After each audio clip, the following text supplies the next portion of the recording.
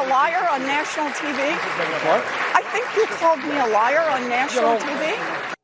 That's a pivotal moment for the Warren campaign. That's where she was going after Bernie Sanders, right after the debate there. I think she played the sexist card. That's my interpretation of what that interchange amounted to. Bringing in now, please, Tammy Bruce. And I bring in Tammy at this point on this subject because Tammy was the president of NOW in Los Angeles. Yes, let's not remind us, but it does give me some perspective. Yeah. There's no harm done reminding you. That's true. That's true. You did well. Well, and you know, my politics haven't changed in that I do think women can make a difference. Certainly we do in business, we do in politics.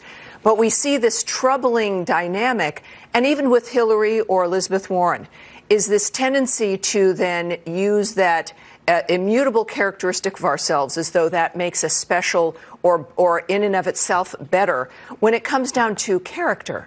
So for far too long, there's this sense that women have different character than men, whereas we don't, that there's a value of character that we usually see with men in power, and so we maybe associate that with masculinity and different characters with femininity. But the fact is, honesty, being forthright, having a good sense of what matters in America is what matters.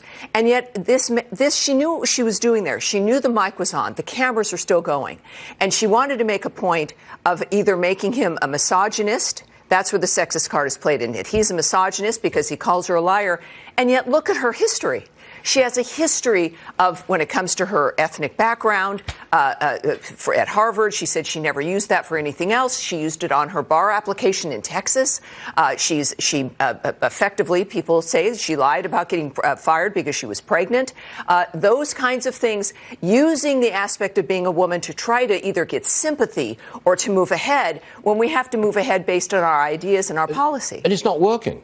It is not. She has played the gender card. I think that's a better expression to use. That is correct, yes. She's not been entirely truthful about some things in her past. And this identity politics, it's not working because she is sinking. It's not working for her. It certainly didn't work for Hillary. And yet they're presuming that the American people can be manipulated in this way. I think Kamala Harris thought it would work for her just because you're a woman. We've moved far enough ahead now to where we are competing in the political arena, in the business arena, but we must deliver, and people expect us to deliver on good work, deliver on good policy, deliver on good management, as opposed to presuming that there should be a different standard because we're women. And this approach for high-profile political women says that you should try to just get people to accept you because of your gender, when the feminist movement was, in fact, trying to break us away from expectations and gender stereotypes, and now we're falling back into that trap, and it's not going to work. I want your comment on something else that occurred yesterday, and that was President Trump. He was at the White House addressing the media, taking some questions. An old nemesis from CNN tried to interrupt him. Let's see what happens. Roll tape. I had never had a conversation that I remember with him. So certainly, let me just tell you, you just have to take a look at the polls. Quiet. You just have to take a look at the pictures. You just have to take a look at the polls. You see, I don't need anybody's help. Yeah, that was Jim Acosta, CNN, constantly interrupting the president. I think the man was absolutely right to say, shush, firmly. Oh, absolutely. And this is about leadership. It's also about managing an environment. It's what you do in business. It's natural. And it's like handling, in the case of Acosta, a child that's running around, that you've got to give them some kind of a parameter. So people like Acosta, who are relying on the news briefings every day, are jonesing to get some attention. That, of course, they've abandoned their work, the notion of trying to get information from a president. But that's the president of the United States. Treat that person accordingly. And of course, he says that, by the way, to a lot of reporters who try to interrupt him or when he needs to make a point.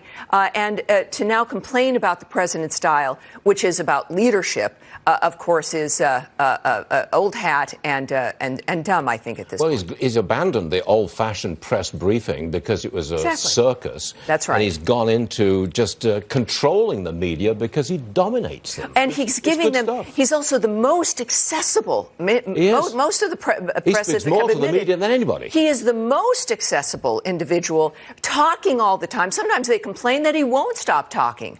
And the fact is that American people appreciate that. The media is unable, as a result, to control the narrative because of his nature. And that's good news for us. And Acosta, of course, is finding out that, we want to hear from the president. We don't want to necessarily hear from I think that's very true, actually. You should see CNN's ratings. Yeah. President Trump's tax overhaul, driving savings for top Americans.